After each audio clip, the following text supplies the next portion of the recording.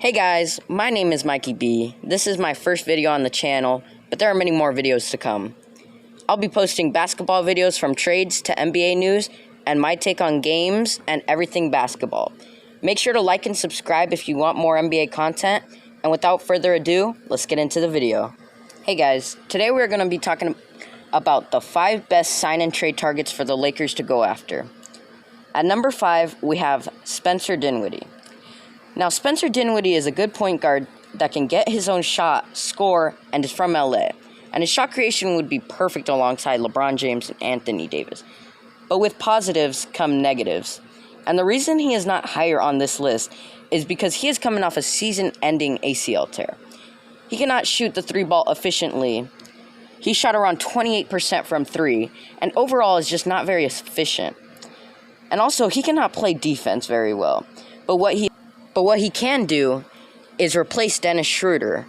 And this time, I don't think the Lakers are going to make the same mistake twice, as obviously Dennis Schroeder was very disappointing last season. But this season, if we were to sign and trade for Spencer Dinwiddie, I think he could fill Dennis Schroeder's role perfectly. And I think this time, they would play him as a 6-man to come help take the load off of LeBron James and Anthony Davis on the bench. But let me know your thoughts on Spencer Dinwiddie. If you like him or you think floor spacing would be bad because he can't shoot the 3. Hopefully, if they do this, this would give him the edge. And let's get into number 4. At number 4, we have Lonzo Ball. Now, Lonzo Ball's pretty tricky because he already has history with the Los Angeles Lakers. And we kind of traded him for Anthony Davis. But he would be a perfect fit alongside LeBron James and Anthony Davis, as he can shoot the 3-ball efficiently, he can play-make, take the load off of LeBron with the playmaking, he can score, he can play defense, which Frank Vogel's pretty big on defense, so Lonzo Ball being able to lock up the other team's best point guard would be pretty big for the Lakers, as this season we didn't really have that. But what he can do is he can score, he can play make, he can defend, and he can do just so much for the Lakers. And that's why he'd be a perfect fit alongside LeBron James and Anthony Davis.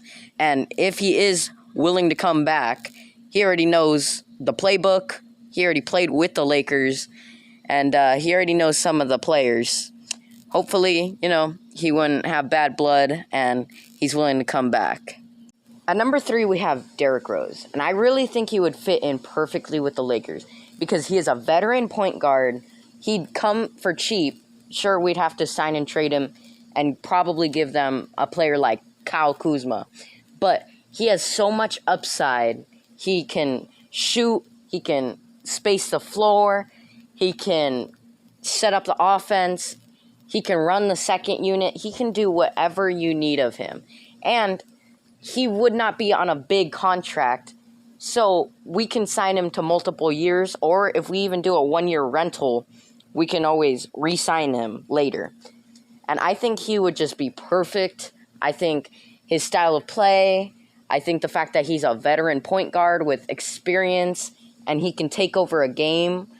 Like this year with the Knicks, he averaged like 14 points per game, but in the playoffs, he really took over when Julius Randle wasn't doing very well. He needed to do good for the Knicks because Julius Randle, their star player, wasn't doing well, and he did exactly what he needed to do. Sure, they didn't win, but he would just be perfect alongside LeBron James and Anthony Davis. And considering all we'd have to give up is probably Kyle Kuzma, that's a steal in my opinion, and I think the Lakers should go after him. And I think if we get him, I think we'd have a pretty good squad. At number 2, we have DeMar DeRozan. And I honestly think he's good enough for the Lakers because he is an all-star caliber player. And in this year, he was very good facilitating. He set up the offense. He had a lot of assists. He had good defense. Sure, he cannot shoot the 3, which has been a big problem for the Lakers because they need 3-point shooters, but it would help take the load off of LeBron and AD. They wouldn't have to score as much. LeBron wouldn't have to get as many assists as he's been. He could run our second unit, and I just think he'd fit in very well. I think chemistry would be good because he's from LA. He wants to be there.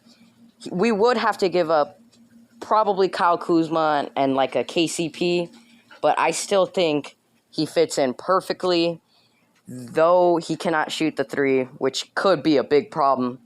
I think just the fact that he can score and take the load off of LeBron and AD is just huge upside. And finally, at number 1, we have Kyle Lowry. And Kyle Lowry is number 1 because he has the most upside. We tried to acquire him at the trade deadline. We didn't because we didn't want to throw in THT. But this sign-and trade would be what we should have done this year. And I think if we did, we wouldn't have lost in the first round. We may not have won the championship, but I do think we would have got further than the first round. I think we would have had a big 3. I think giving up THT is worth it because in this situation, LeBron's not getting any younger. He's getting older. He needs more help. Obviously, this year we didn't have enough help for him.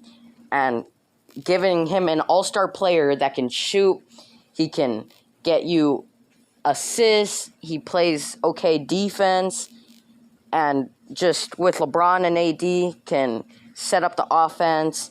He can work off ball. He works perfectly in this offensive trio of what would be Kyle Lowry, LeBron, and AD. And I just think that with him, that puts us over the top. I think that would give us our own big 3 that could go against the Nets or even like the Bucks. And I really think that if we would have got him this year, we would have won.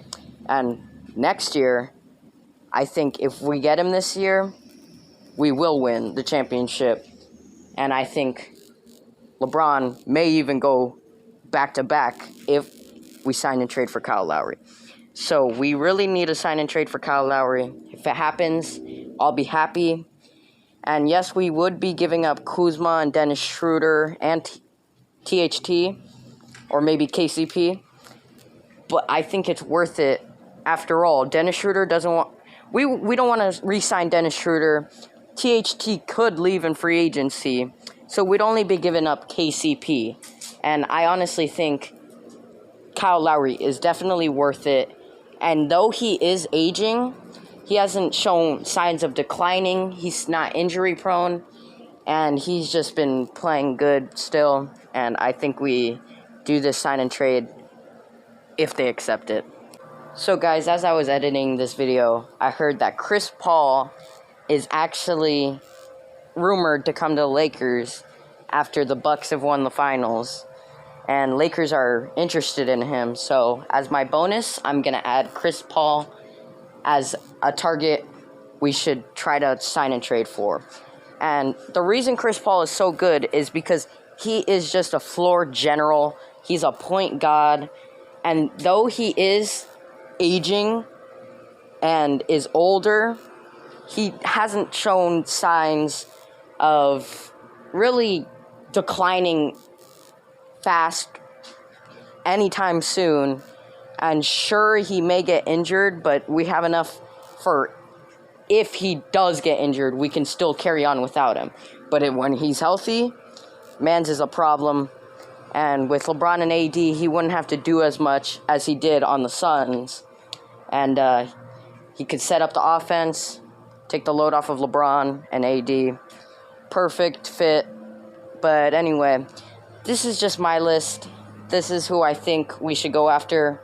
And I think these are my 5 best sign-in trades for the Lakers.